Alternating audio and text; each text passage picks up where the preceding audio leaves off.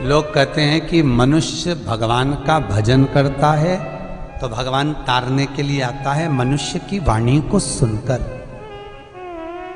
मानव की वाणी को सुनकर भगवान रीझने आता है, रीझ कर तुरंत दौड़ कर आता है।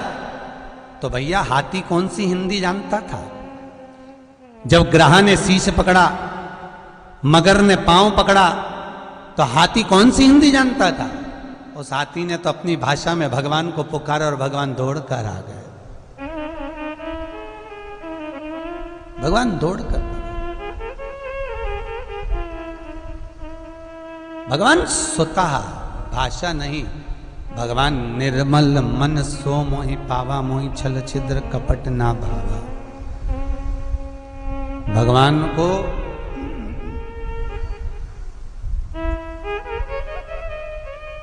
आप स्नान करें हैं ना करें हैं, आपने वस्त्र कौन से पहने हैं, आपने आभूषण क्या पहना है, आपने क्या श्रृंगार किया है, यह भगवान को मतलब नहीं है। अगर भगवान श्रृंगार से रीझता होता तो कब का रीझ गया होता।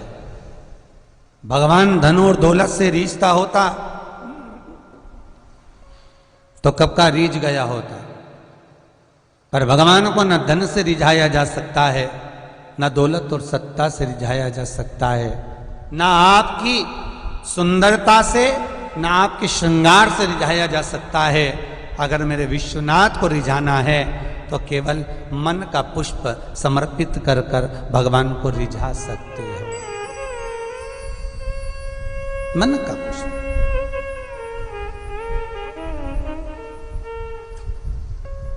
पर अभिमान को छोड़कर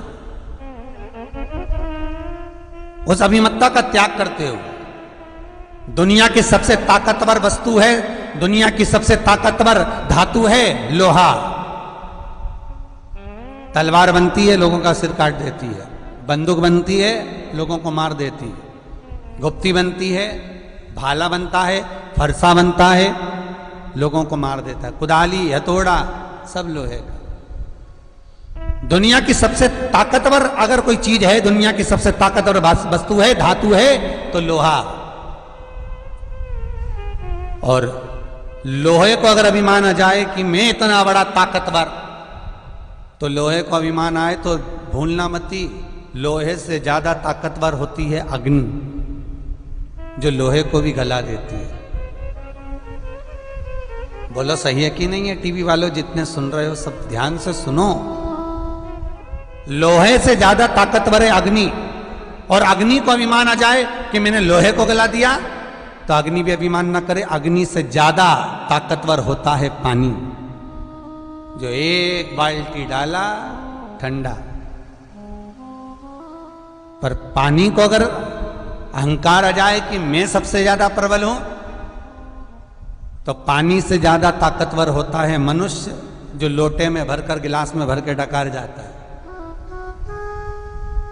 पानी से ज्यादा ताकतवर मनुष्य वो जो पी गया उसको। तो मनुष्य सोचे कि मैं बड़ा ताकतवर, तो मनुष्य से ताकतवर होती है बीमारी, जो अच्छे अच्छे को निगल जाती है।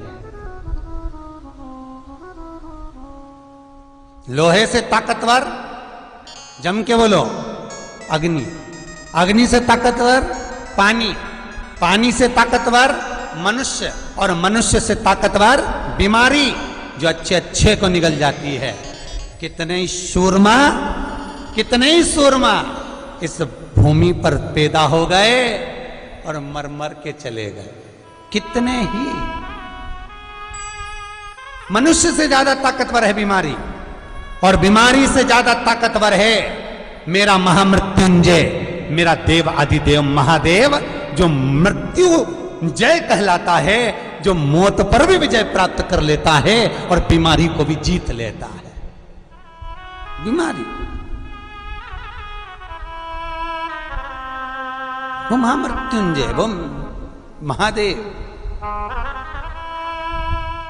हम कई बार कहते हैं अगर कैंसर जैसा रोग भी हो गया, बहुत बड़ी बीमारी हो गई, आपको नहीं सद रहा और कैंसर जैसा रोग हो गया, कहीं आप जाएं डॉक्टर को दिखाएं, मना नहीं है, और उसकी टेबलेट लेने से पहले इस महादेव के चरणों की टेबलेट जरूर लेना, उसकी औषधि जरूर लेना।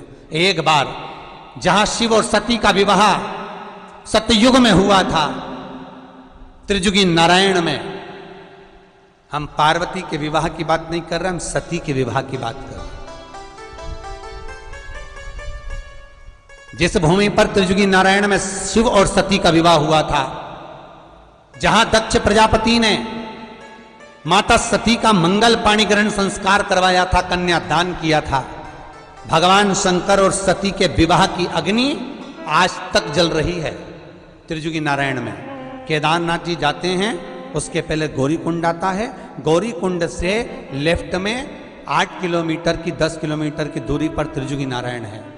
त्रिजुगी नारायण में जहां पर भगवान शंकर और सती ने फेरे लिए थे, भगवान और शिव और सती के, जहां शंकर और सती की भांवर डली थी, फेरे हुए थे, उनके फेरे लेते समय माता सती के चरणारविंद से, भगवान शंकर के चलने पर सती माता के चरणारविंद से कुंड उत्पन्न हो गए। उस कुंड का पानी बोतल में भरकर लेकर आ जाओ, और उन 7 कुंड हैं, 4 तो कुंड पास में हैं और 3 कुंड पीछे की ओर है। 7 कुंड का जल लेकर आओ बोतल में भरकर, और जिसको कैंसर जैसी बीमारी है, सवेरे खाली पेट 1 ढक्कन 2 ढक्कन उसको पिलाना चालू करो, धीरे धीरे उसको आराम लगना चालू हो जाएगा, दवाई लगना प्रारंभ हो जाएगा। वो महामृत्युंजय है। कभी आप लोग जाएं, आप निवेदन है हमारा, आप जाते हो तीर्थ करने के लिए तो संपूर्ण तीर्थ में घूमने जाओ, मना नहीं है, दर्शन करने जाओ, मना नहीं है, खूब जाओ, भगवत चित्त को धारण करने के लिए जाओ, मना नहीं है, पर निवेदन है उस चित्त वृत्ति में थोड़ा शिव की आराधना भी करी जाए, शंकर की आराधना।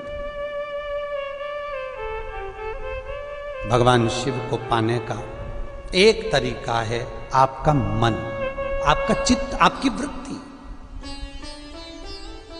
कई लोगों ने व्हाट्सएप पर मैसेज करे, गुरुजी को बोलिएगा कि हमने शिव महापुराण को सुनते सुनते, कोई कहता हम 2 महीने से सुन रहे हैं, कोई कहता हम 4 महीने से, कोई कहता हम 2 साल से सुन रहे हैं, कोई कहता हम 3 साल से सुन रहे हैं। हम निरंतर भगवान की कथा सुन रहे हैं, हम निरंतर शिव महापुराण की कथा सुन रहे हैं, हम निरंतर भगवत चर्चा कर रहे हैं। आपकी चित्तवृत्ति में अगर भगवान आ गया है, शिव समाहित हो गया है, और मन में अगर शंकर बैठ गए हैं, तो विश्वास रखना आपको तारने वाला शिव ही होगा, शंकर ही, कोई दूसरा नहीं। जितने लोग टीवी के माध्यम से कथा सुन रहे हैं, उनसे निवेदन करूंगा, जितना पत्नी पति पर विश्वास करती है, पति जितना पत्नी पर विश्वास करता है, पति पत्नी दोनों मिलकर जितना विश्वास अपने बच्चों पर करते हैं, मेरा निवेदन है उससे अधिक विश्वास आपका शंकर पर होना चाहिए, शिव पर।